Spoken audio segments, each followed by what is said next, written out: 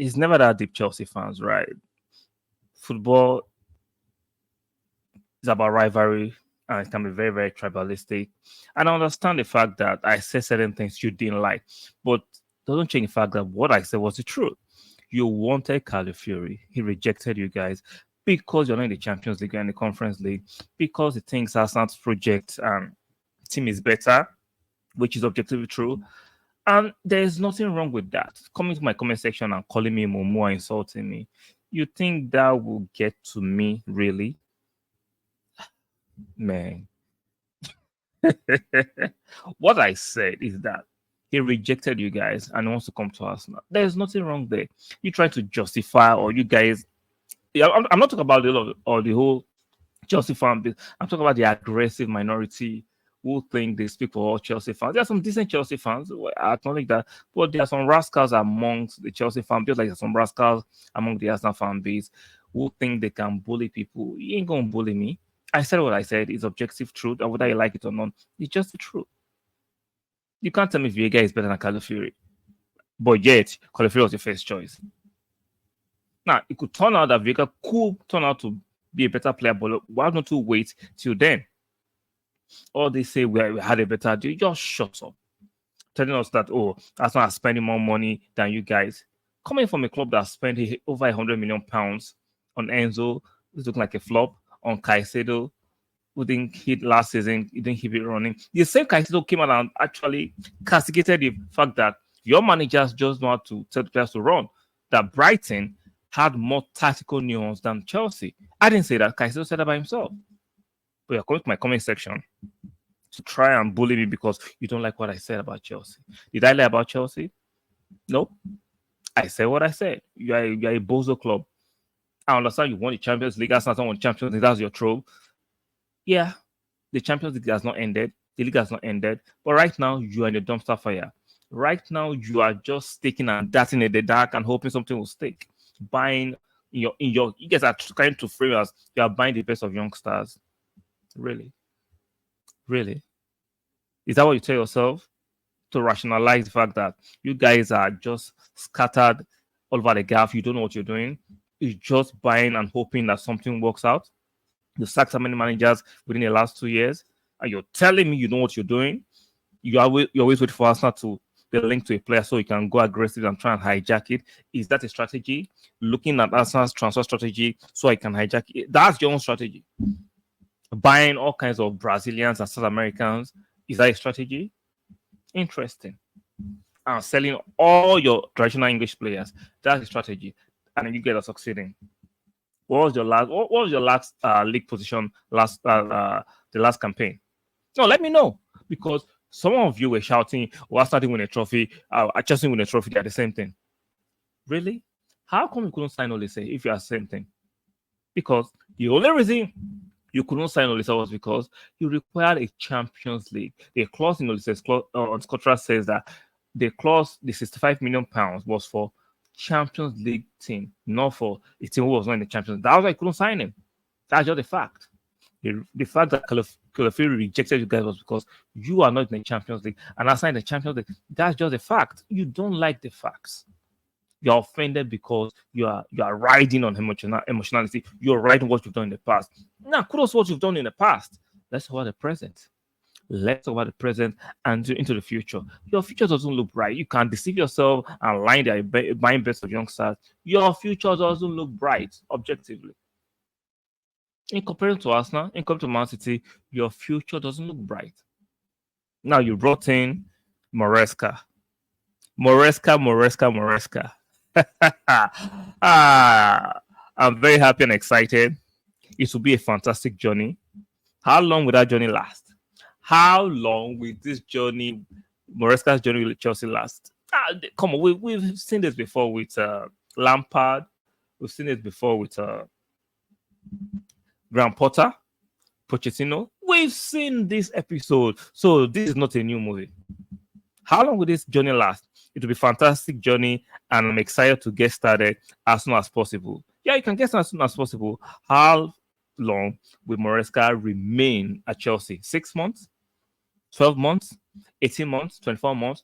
I guess we'll never know. We'll find out. But one thing is for sure. he's not going to last long as a lot of Chelsea fans are hoping. Let's look at some of the signings. Just Briho signing. I'm not trying to deride this player. Signing a Leicester player from the Championship. This is Chelsea that used to sign Michael Ballack. This Chelsea that used to have quality, world class, Mr. like Ballack, SCN. Now they are signing Jules Briho into their midfield. Oh Lord. Whoa. Viega, the supposed player that is better than Calafuri, even though Calafuri was their first choice. Okay. Tosin from Fulham. Now, in the last 2 or 3 years, how many defenders have Chelsea signed?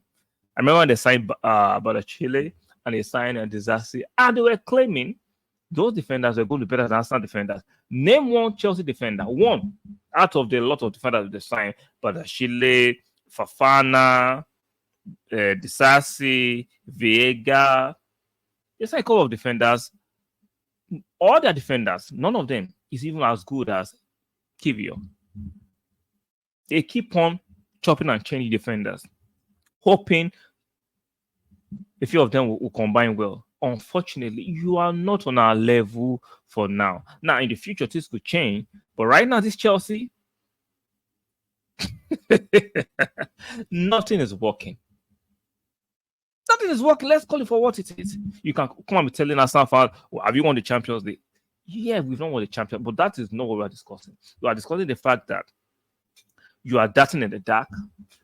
We're discussing the fact that you are doing sporadic spending and buying, and none of these things are coming together to produce tangible results, substantial results. We're not seeing any result from all the signings, amortization, or Enzo Fernandez. Nothing is working. At least for now. Things could change. I agree, but at least for now, there's evidence that nothing is working. And yet you come to my comment section telling me, hey, well, what have Arsenal won? But look at the trajectory of Arsenal. Look at the trajectory of my beautiful team. You've forgotten you had your pants and your head handed to you at the Emirates 5-0. Some of you are still hate watching Kai Havertz because of you thought it was going to be a flop at Arsenal. You thought wrongly. You thought wrongly. See, your pain, your agony is about to continue to increase. That's just it. So let's see what Chelsea affords this season. I think Chelsea's banter era will continue. The fans, give it a few months, they will turn on mascara the way they turn on Graham Potter, the way they turn on Pochettino. They will turn. See, I've seen Chelsea fans overly get giddy and excited for the season, and a few matches into the season, I'm going to have a laugh this coming season. So, Chelsea fans, continue your shenanigans, continue your boasting and bragging. Don't worry, the proof is in the pudding. We'll see what will happen. Signing Tosin and bragging about Viega, decent signing, but they are not as good as a lot of you are trying to project on them. You did this about Disasi and Badashile, Koulibaly. What happened? We'll see the roller coaster, the massive change. Signing Brazilians, youngsters thinking things will change. Nothing is changing because you guys are dysfunctional. And until the fans become very realistic and understand that you are not as good as you used to be, then maybe you can begin to make sensible and substantial changes. Until then, continue to live in this delusion. Continue to lie to yourself. Going to justify why you are signing bang average players and hoping they turn to world-class player is never going to happen. Now, it's not impossible. Sometimes you can be lucky to sign good players for cheap prices, but these days, if you want quality, you are going to pay for it. Across board.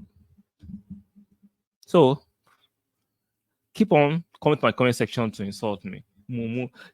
I want one of you debunk what I've said with evidence, with logic, with objectivity. Don't just come and insult me. Then if you debunk it, then you can insult me. But just the fact that none of you could debunk the fact that I said Calafuri rejected you guys. I went for Viega, and you are proposing that Viega is better than Calafuri when you've not seen the Premier League is diabolical. It's delusional. It's delusional. As much as there's a small sample size of matches to judge Calaferi and Viega, but come on, you wanted Calaferi as your first choice.